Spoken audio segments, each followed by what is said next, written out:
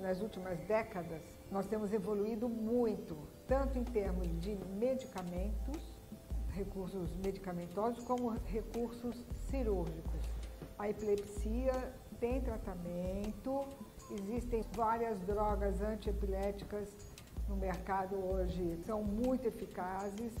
Nós não estamos mais só na época do fenobarbital ou Gardenal, que era o único medicamento que se tinha antigamente.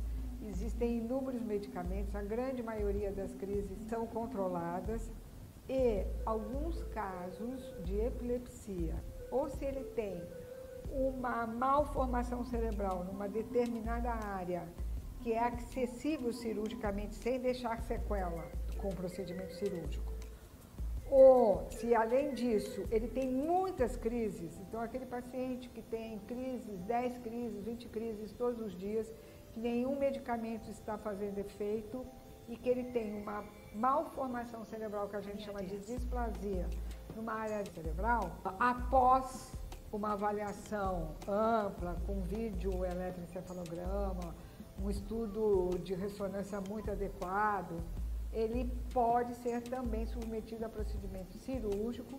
Nós temos vários pacientes que foram submetidos e que estão muito bem. Alguns casos graves, do que a gente chama de encefalopatia epilética, atualmente também podem ser submetidos a um tipo de dieta que é a dieta cetogênica. É uma dieta específica, alimentar, que deve ser feita com o nutricionista, com um serviço adequado e que só é específica para alguns casos de epilepsia refratária. E também existe um aparelho novo, que é o estimulador de nervo vago, é um aparelho que se coloca no cérebro e que também pode, em casos refratários com indicações específicas, ser utilizado. Então, os recursos são inúmeros hoje em dia. Tem cura e epiléticos que não têm cura. Depende da síndrome epilética. Então, quando nós estudamos pacientes com epilepsia, a primeira coisa, definir o tipo de crise para saber qual é o medicamento. E aí, nós também temos que analisar as alterações dos exames, se tem alteração na ressonância, se tem alteração no eletro, se tem alguma alteração genética por trás disso.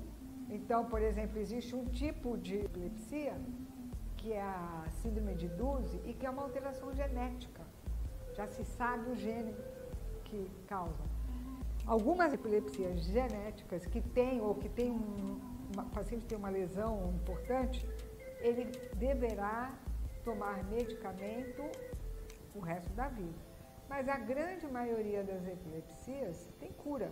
E algumas, inclusive, são idade dependente. Vou dar um exemplo de uma epilepsia extremamente, que a gente chamava de benigna, que é a epilepsia que ocorre com ausência, aquela crise que o paciente para 2, 3 segundos e volta.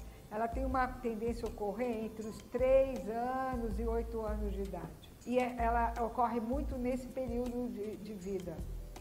Usamos o medicamento para evitar que ocorram as crises, mas a melhora é com o próprio crescimento cerebral, com a própria maturidade.